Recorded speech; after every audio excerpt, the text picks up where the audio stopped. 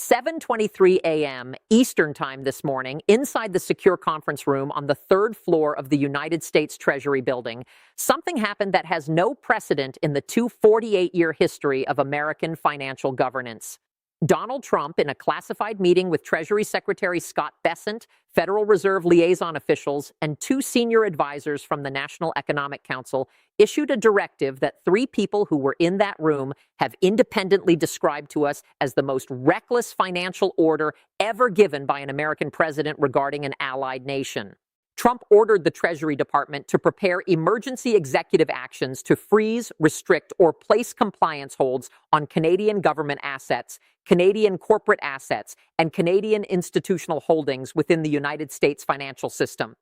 The total value of those holdings, according to Treasury Department data that is publicly available through the Federal Reserve's International Capital System, is approximately $590 billion. That includes $271 billion in U.S. Treasury securities held by the Bank of Canada and Canadian institutional investors. That includes approximately $180 billion in Canadian corporate deposits, equity positions, and financial instruments held through American banks and clearinghouses. That includes approximately $139 billion in Canadian pension fund investments allocated through U.S. financial intermediaries. I need you to understand the magnitude of what I am about to explain, because what happened in that conference room this morning is not a trade dispute. It is not tariff posturing. It is the weaponization of the United States financial system against the nation's closest economic partner, the nation with which America conducts $2.7 billion in bilateral trade every single day, the nation whose banking system is so deeply integrated with the American financial architecture that separating them would be the economic equivalent of performing open-heart surgery with a chainsaw. If you care about what happens to your bank account, your investments, your mortgage rate, and the stability of the financial system that every aspect of your daily life depends on, you need to subscribe to this channel right now and turn on notifications, because the timeline ahead will determine whether the most integrated bilateral financial relationship on Earth survives the next 96 hours. Here is what we know. 3 independent sources, one from inside the Treasury briefing team, one from a Federal Reserve liaison who was present, and one from a senior financial regulatory official who was briefed within 90 minutes of the meeting's conclusion, have confirmed to us the exact sequence of events. The meeting was scheduled as a routine review of international capital flows and foreign holdings of U.S. government securities. Standard protocol, the kind of meeting that happens quarterly. The agenda, which was transmitted to my source less than 4 hours ago, listed 7 items covering seasonal capital flow patterns, foreign central bank reserve management, and compliance updates on existing sanctions programs targeting Russia, Iran, and North Korea. Canada was not on the agenda. Canada has never been on a sanctions review agenda. Canada is not a sanctions target. Canada is a G7 partner, a Five Eyes intelligence ally, a NATO treaty partner, and the single largest source of foreign direct investment in the United States economy. The meeting was supposed to last 40 minutes. It lasted 2 hours and 47 minutes.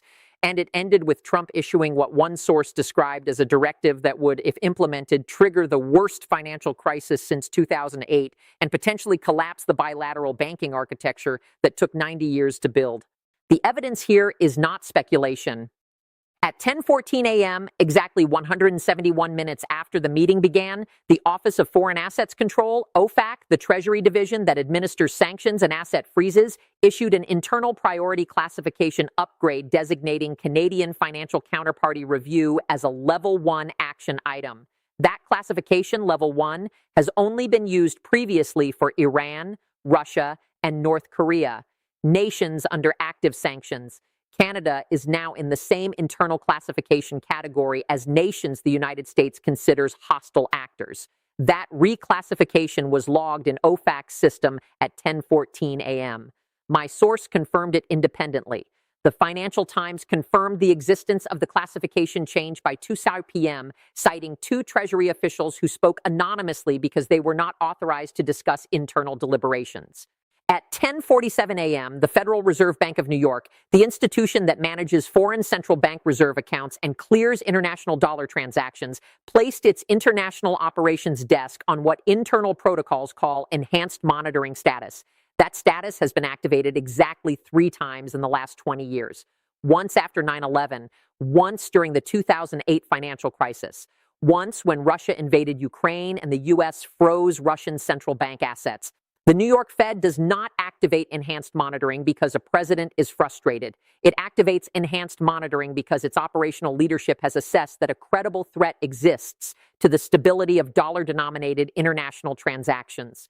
At 11:33 a.m., Bloomberg's terminal alert system pushed a priority notification to every institutional trading desk on Earth. The notification read, U.S. Treasury reviewing Canadian counterparty exposure, sources say, scope and timeline unclear. Within 14 minutes of that alert, the Canadian dollar dropped 3.1% against the U.S. dollar. But here is the detail that every analyst missed in the initial panic. The U.S. dollar also dropped 1.4% against the euro, 1.7% against the Swiss franc, 0.9% against the Japanese yen. Both currencies fell simultaneously. That does not happen in normal bilateral disputes. When the U.S. sanctions Russia, the ruble collapses and the dollar strengthens because capital flows to safety. When both currencies fall, the market is saying something different. The market is saying this crisis threatens both sides. The market is saying the entire North American financial architecture is at risk. The market is saying there is no safe currency in this fight. Based on 17 years of covering financial regulation and monetary policy, my assessment is that we are witnessing the most dangerous weaponization of the dollar system against an allied nation in the history of modern finance. Former Treasury Secretary Lawrence Summers, who served under Clinton, posted on social media within hours that threatening asset freezes against Canada is financial insanity that would permanently damage dollar credibility as a reserve currency. He used the word lunacy 3 times in a 4-sentence statement. Professor Barry Eichengreen, the world's foremost expert on international monetary systems at UC Berkeley, told the Financial Times that if the United States freezes Canadian assets, every foreign central bank on Earth will begin accelerating diversification away from dollar reserves because if Canada is not safe, nobody is safe. Now, let me show you exactly what happened and why the next 72 hours will determine whether the U.S. dollar retains its status as the foundation of the global financial system. Here is the timeline. Every detail matters because this did not happen in isolation. This was a cascade of financial provocations that culminated in the most dangerous directive ever issued regarding allied nation assets. Tuesday, March 4th, the precursor. At 3:47 p.m., Trump holds a press conference in the Brady briefing room. A reporter asks about Canada's rejection of his energy supply deal. Trump's response, recorded on camera and available in the White House transcript, includes the following statement. Canada thinks they can say no to us and nothing happens. They have hundreds of billions of dollars sitting in our banks, in our system. They should think very carefully about whether they want to keep pushing because we have options they haven't considered. Options they haven't considered. That phrase triggered immediate alarm across international financial markets. Options regarding foreign assets held in U.S. financial institutions means one thing: sanctions, freezes, restrictions, the weaponization toolkit that the United States has deployed against Iran, Russia, Venezuela, and Afghanistan. Trump was publicly suggesting that the same toolkit could be used against Canada. Within 90 minutes of that press conference, the Canadian Department of Finance convened an emergency call with the Bank of Canada, the Office of the Superintendent of Financial Institutions, and the 5 largest Canadian banks, Royal Bank, TD, Scotiabank, BMO, and CIBC. According to a source inside the Canadian financial regulatory system, the topic of that call was explicit: contingency planning for potential U.S. restrictions on Canadian financial assets. Canada has been preparing for this. Since Trump's first term, the Canadian financial establishment has maintained classified contingency frameworks for managing exactly this scenario. Those frameworks have been updated continuously since Carney became Prime Minister. Wednesday, March 5th, the escalation. At 8:15 a.m., Trump posts on Truth Social. The post reads, Canada has $271 billion in our Treasury bonds. They think they can disrespect us and keep their money safe in our system. Maybe it's time we look at whether hostile nations should have unlimited access to American financial markets. Hostile nations. He called Canada a hostile nation. That post was read by every central bank governor on earth within the hour. And every single one of them asked the same question. If the United States can freeze Canadian treasuries, can they freeze ours? Japan holds $1.1 trillion in U.S. treasuries. China holds $770 billion. The UK holds $690 billion. France holds $250 billion. Germany holds $90 billion. If the answer is yes, if the U.S. can freeze allied nation treasury holdings over a political dispute, then every foreign holder of U.S. government debt faces sovereign risk that was previously considered zero. The foundational assumption of the global financial system that U.S. Treasury securities are the safest asset on earth just developed a crack. And cracks in financial foundations do not stay small. At 2:30 p.m. Wednesday, Carney held a brief press conference. He did not address Trump's threat directly. Instead, he announced something that financial analysts immediately recognized as a countermove of extraordinary sophistication. Carney announced that Canada would be joining the mBridge cross-border digital currency platform as a full participating member.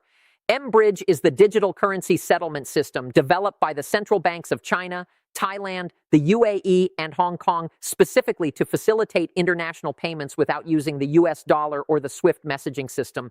By joining mBridge, Canada is building an alternative financial infrastructure that can function if the United States restricts Canadian access to dollar-denominated systems. Carney did not mention Trump. He did not mention sanctions. He simply said, Canada is committed to ensuring our financial sovereignty and our ability to conduct international commerce under any circumstances. We believe diversified payment infrastructure serves the interests of all trading nations under any circumstances. That is the mirror image of UNs regardless of any single partner.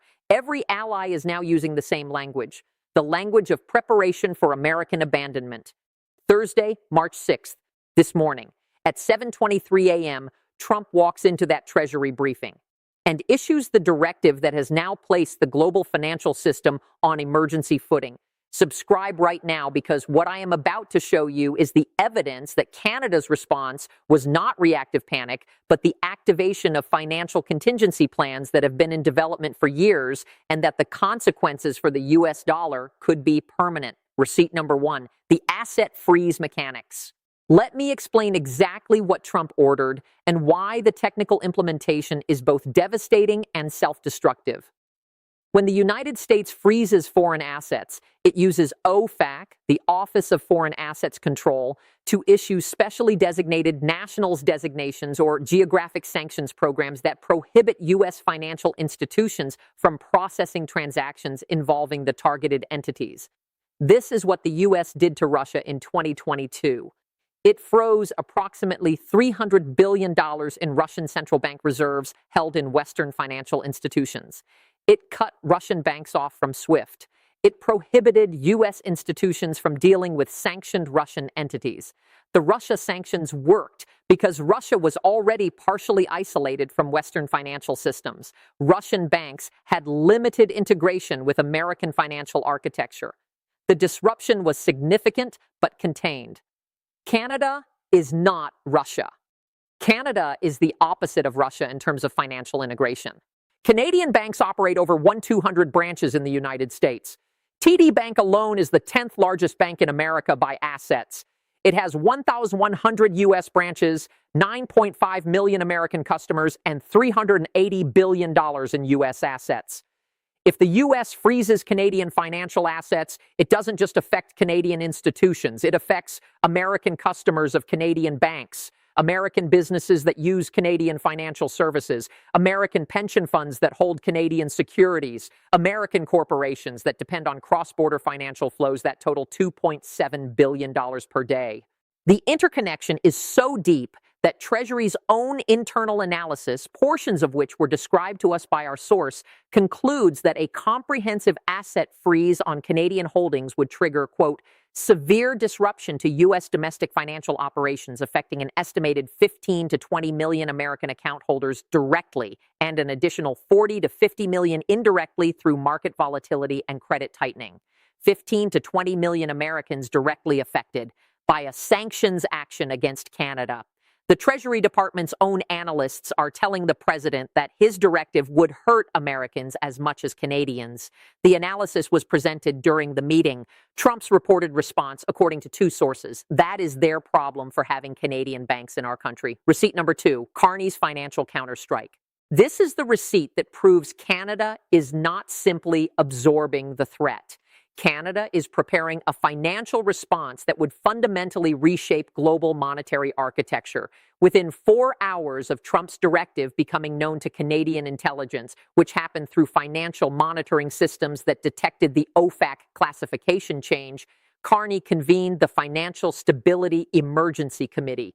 This committee, which was established quietly in January 2026 under authority granted by the Bank of Canada Act, includes the Governor of the Bank of Canada, the heads of Canada's 5 largest banks, and representatives from the Canadian Pension Plan Investment Board, which manages $575 billion in assets. According to a source familiar with the committee's deliberations, Carney activated what internal documents call Protocol 7. Protocol 7 is a classified financial contingency framework that prepares Canada for a scenario where the United States restricts Canadian access to dollar-denominated financial systems.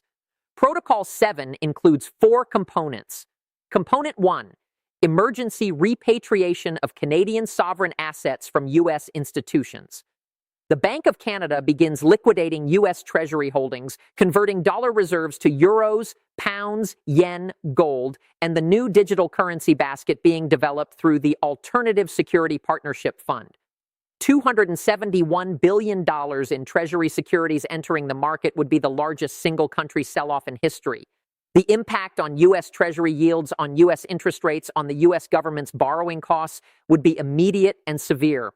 Component 2, activation of alternative payment systems. Canadian banks switch international settlement from SWIFT and U.S. correspondent banking to mBridge and the Commonwealth Financial Clearing Network, a parallel system that Carney has been quietly building with the Bank of England, the Reserve Bank of Australia, and the Reserve Bank of India.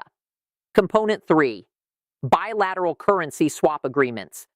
Canada activates emergency currency swap lines with the European Central Bank, the Bank of Japan, the Bank of England, and the People's Bank of China. These swaps allow Canadian banks to access foreign currencies directly without converting through U.S. dollars. If Canadian trade no longer flows through U.S. dollar intermediaries, the structural demand for dollars decreases permanently. Component 4, reciprocal asset restrictions. Canada freezes American corporate assets held in Canadian financial institutions. American companies operating in Canada, American banks with Canadian operations, American pension funds with Canadian investments all face restrictions. The value of American assets in Canada, approximately $480 billion. Not as large as Canadian assets in the U.S., but large enough to cause severe pain to American corporations. The key insight about Protocol 7 is that it was not designed as a response to Trump's specific directive. It was designed as a comprehensive framework for financial independence. Carney has been building this since he became prime minister. Every component was pre-negotiated. Every swap line was pre-arranged. Every alternative system was pre-tested. When Trump ordered the Treasury to prepare asset freezes, he assumed Canada would have no response. He assumed Canada was trapped in the dollar system. He assumed financial dependence was a one-way street. He was wrong. Canada has spent months building an exit. Receipt number 3, the global dollar crisis. This is the receipt that proves the consequences extend far beyond U.S.-Canada relations. Within 6 hours of Bloomberg's alert about the Treasury review, central banks around the world began what traders are calling the Great Hedge. Quiet, systematic, accelerating diversification away from U.S. dollar reserves. The Bank of Japan, which holds $1.1 trillion in U.S. Treasuries, placed its reserve management division on what Japanese financial media reports as heightened review status. Translation: Japan is reviewing whether its dollar holdings are safe. The European Central Bank convened an emergency meeting of its Reserve Management Committee. The topic, according to a source inside the ECB, assessment of counterparty risk in U.S. sovereign debt holdings in light of recent policy developments, counterparty risk in U.S. sovereign debt. Those words have never been used by the ECB about U.S. Treasuries. U.S. Treasuries are supposed to be risk-free. They are the benchmark against which all other financial risk is measured. If central banks begin treating U.S. Treasuries as risky, the consequences cascade instantly. Higher yields, higher interest rates, higher government borrowing costs, higher mortgage rates, higher corporate borrowing costs, economic contraction. The global dollar system is built on one assumption, that the United States will never weaponize Treasury holdings against allied nations. That assumption just died in a conference room at 7:23 a.m. on a Thursday morning. Gold surged $127 per ounce in 6 hours. Bitcoin jumped 14%. The Swiss franc hit a 3-year high. Every safe haven asset on earth rallied because the market is no longer certain that dollars are safe. Receipt number 4, the banking system stress. Here is the detail that makes everything I just explained immediately personal. If the U.S. implements restrictions on Canadian financial assets, the 5 largest Canadian banks, all of which operate major U.S. subsidiaries, face immediate compliance crises. TD Bank's U.S. operations alone hold $380 billion in American assets. Those assets serve American customers, American mortgages, American business loans, American savings accounts. If OFAC designates Canadian banks as restricted entities, every American who banks with TD, BMO, or Scotiabank's U.S. operations faces account access disruption. Every American business that uses Canadian banking services faces transaction delays. Every cross-border payment, every supply chain financing arrangement, every trade credit facility that touches a Canadian financial institution faces compliance review. The American Bankers Association, which represents U.S. domestic banks, issued a statement within hours calling for, quote, careful deliberation and extensive industry consultation before any actions affecting bilateral financial flows. That is banker language for please do not blow up the financial system for political reasons. But Trump is not listening to bankers. He is listening to advisors who told him that freezing Canadian assets would be quick, clean, and painless. The same way advisors told him tariffs would be paid by foreign countries. The same way advisors told him trade wars would be easy to win. Every expert says this will hurt America as much as Canada. Every analyst says the dollar system will be permanently damaged. Every financial institution says the consequences are catastrophic. And Trump's response, according to our sources, is the same response he has given to every expert warning throughout this entire crisis. I don't care. I want options. Let me give you 4 scenarios for where this goes, and I have assigned probabilities to each based on current trajectory. Scenario 1, Treasury bureaucratic delay, probability 25%. Treasury officials, recognizing the catastrophic implications, slow walk the implementation. They commission studies. They request legal opinions. They form interagency working groups. The directive sits in bureaucratic limbo while behind-the-scenes pressure from Wall Street, congressional Republicans, and Pentagon officials convinces Trump to drop the threat without public acknowledgement. The problem with this scenario is that OFAC has already reclassified Canada as a Level 1 review target. That classification is logged. It is visible to international financial monitoring systems. Even if no further action is taken, the damage to confidence is done. Every foreign central bank now knows that the United States is willing to classify allied nations in the same category as Iran and North Korea. Scenario 2, partial implementation with immediate legal challenge. Probability 35%. Trump orders restricted access to specific categories of Canadian assets, perhaps sovereign holdings but not private sector deposits. Canada files immediate legal challenges in U.S. federal courts and simultaneously activates Protocol 7 components related to Treasury liquidation and alternative payment systems. The legal battle takes months. During those months, uncertainty paralyzes cross-border financial flows. Trade slows, investment freezes, both economies suffer. Eventually, courts block the most extreme measures. But by then, Canada has diversified enough of its financial infrastructure that full reintegration becomes politically impossible in Ottawa. Scenario 3, full implementation triggering financial decoupling. Probability 30%. Trump orders comprehensive restrictions. Canada activates Protocol 7 in full. $271 billion in Treasury securities hit the market. U.S. yields spike. Interest rates surge. The dollar drops against every major currency. Canada pivots to M-Bridge, to Commonwealth clearing networks, to bilateral swap lines with Europe, Japan, and China. Within 18 months, 40% of Canadian international trade is settled in non-dollar currencies. The U.S. dollar's share of global reserves, already declining, drops from 58% to below 50% for the first time since World War II. The structural privilege that has allowed the United States to borrow cheaply, to fund its military, to impose sanctions with impunity, erodes permanently, all because a president wanted to punish an ally for saying, "Bring it on."